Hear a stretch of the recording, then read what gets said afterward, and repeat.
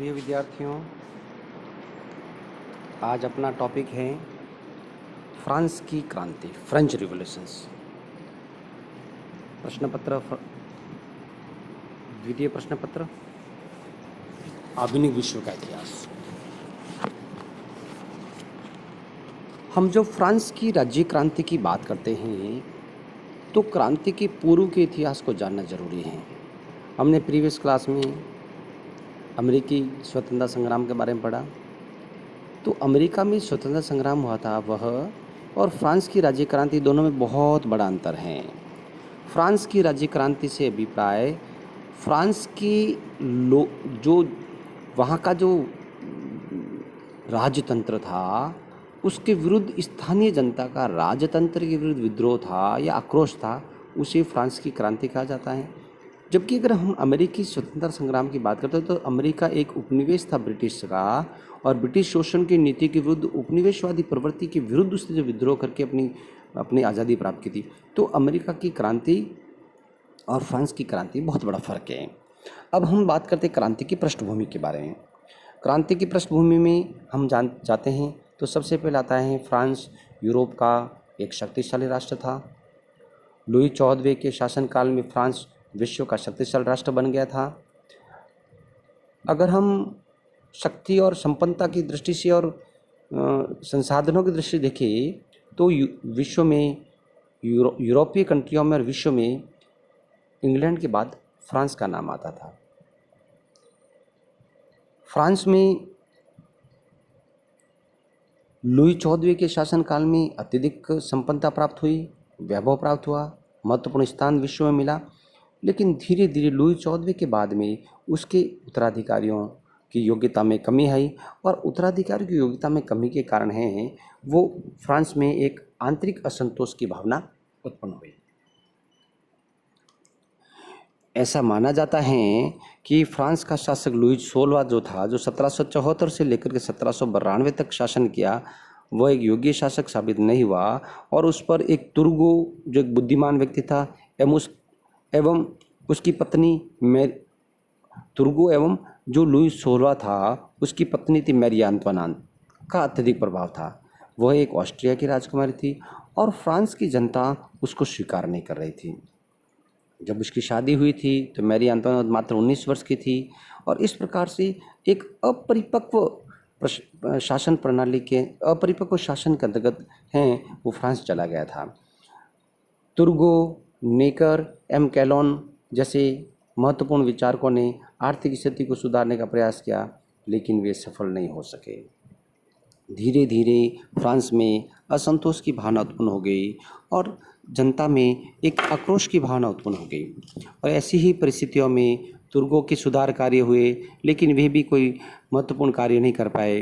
तुर्गों के बाद में कैलोन ने भी 1781 में कार्य शुरू किया। उससे पहले नेकर का कार्यकाल था। तुर्गों की पद सुधार का मार्ग बंद हो गए, नेकर को नियुक्त किया गया। वह एक चालाक बैंकर था, उसने दूरदर्शिता का अभाव था। नेकर ने फ्रांस की आर्थिक स्थिति सुधारने का तो पूरा प्रयास किया, लेकिन वो उसमें भी सफलता नहीं प्रदान कर सका। ऐसी स्थिति में केलोन आए।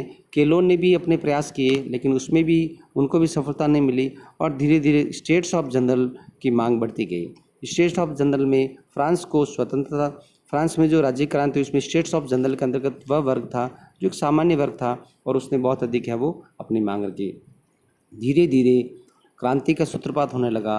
अगर हम क्रांति के मूल बिंदुओं की तरफ जाते हैं तो हम पाते हैं कि फ्रांस की क्रांति असमानता के विरुद्ध क्रांति थी।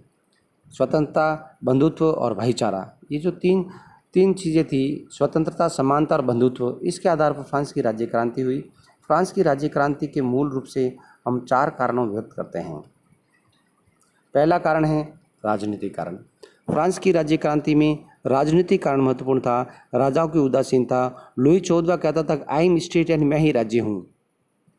उसी प्रकार लुई 16वां ऐसा उत्तराधिकारी था जो अयोग्य था, जिसमें योग्यता का अभाव था। वह भी अपने प्रशासनिक कार्यों में निपुण नहीं था, जिसके कारण जनता में असंतोष की भावना उत्पन्न हो गई। शासकों की उदासीनता ने भी क्रांति को प्रस्फुटित होने में आग में घी की तरह काम किया। आगे हम अध्ययन करते हैं तो सामाजिक कारणों की ओर जाते हैं। फ्रांस में सामाजिक कारण जो सोशल इम्बैलेंस स्थिति थी, सामाजिक असंतुलन की जो परिस्थितियाँ थी, उसने फ्रांस की राज्य क्रांति को जन्म देने में महत्वपूर्ण भूमिका का निर्वहन किया। जब हम सामाजिक कारणों की बात करते हैं तो फ्रांस में विशेषाधिकार युक्त वर्ग और विशेषाधिकार विहीन वर्ग दो भागों में विभक्त हो चुका था। समाज मुख्यतः 3 वर्गों में विभाजित था, जिसमें पादरी अथवा धर्माधिकारी नंबर 1 पर थे, कुलीन और सामंत दूसरे पर थे और साधारण लोग तीसरी श्रेणी में थे। तो प्रथम 2 श्रेणियों के लोगों को विशेष सुविधा प्राप्त थी, जबकि तीसरी श्रेणी के लोग सामान्य थे, उनको किसी प्रकार की विशेष सुविधा प्राप्त नहीं होती थी। पादरी वर्ग हैं वो अपनी इच्छा से धर्म के अनुसार लोगों से हैं वो अत्यधिक चर्च के नाम पर वसूलीकरण करते थे। कुलीन वर्ग था वह कुछ भी कार्य नहीं करता था, उसके अलावा भी वह बहुत अधिक सुविधाएं प्राप्त करता था। राज दरबारों में कुलीन वर्ग का ही बोलबाला था। क्रांति के समय इन लोगों की संख्या लगभग 4 लाख थी। इसमें अधिकांश मध्ययुगीन सामंतों के वंशज थे। फ्रांस की संपूर्ण भूमि के 1/4 भाग कुलीनों की संपत्ति था, जिसके सहारे वे शान शौकत तथा भोग विलासिता का जीवन व्यतीत भी करते थे। अपनी संपन्नता तथा विशेषाधिकारों की वजह से समाज में उनकी स्थिति बहुत ऊंची थी, परंतु इस वर्ग में भी आपसी एकता का भाव था। जब हम तीसरे वर्ग की बात करते हैं तो उपयुक्त दोनों वर्गों के अलावा एक अन्य सभी लोगों को तीसरे वर्ग में शामिल थर्ड स्टेट, जिसे थर्ड स्टेट कहा गया था। इस वर्ग के लोग सभी प्रकार के अधिकारों से वंचित थे। इस वर्ग में भी भारी असमानता थी और सामाजिक तथा आर्थिक दृष्टि से इस वर्ग के विभिन्न अंगों में व्यापक अंतर था। धनी व्यापारी, साहूकार, उद्योगपति, साहित्यकार, चिकित्सक, इंजीनियर, शिक्षक, कलाकार, किसान और मजदूर सभी तीसरे वर्ग के सदस्य थे। इस दृष्टि से इसमें एक रूपता का भाव था। इस वर्ग को 3 मुख्य भागों में विभाजित किया जा सकता है: बुजुर्ग अथवा मध्यम वर्ग, दस्तकार वर्ग और मजदूर तथा किसान वर्ग। फ्रांस में इस वर्ग के लिए बुजुर्गा शब्द का प्रयोग किया गया। हमें इस बात को जानकारी करनी आवश्यक है कि फ्रांस में जो असमानता थी वह आर्थिक असमानता थी और आर्थिक असमानता ने असंतोष को जन्म दिया। आगे हम आर्थिक कारणों की बात करते हैं। तो आर्थिक कारणों की बात हम जब करते हैं तो फ्रांस में आर्थिक कारणों के अंतर्गत मूल रूप से जो तत्व आता है वह आता है जनता पर बहुत अधिक टैक्स लगाना, आर्थिक असंतोष की भावना उत्पन्न हो गई। फ्रांस में सरकार की आर्थिक स्थिति बिगड़ गई थी, दिवालियापन की तरफ बढ़ गए थे। लुई चौदहवें के युद्धों से वर्साय के राजमहल के निर्माण ने सरकारी कोष को खाली कर दिया था।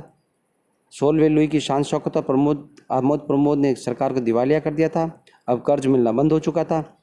नए कर सरकार ने लगाए तो जनता में असंतोष की भावना उत्पन्न हो गई, जिससे क्रांति का सूत्रपात होना स्वाभाविक था।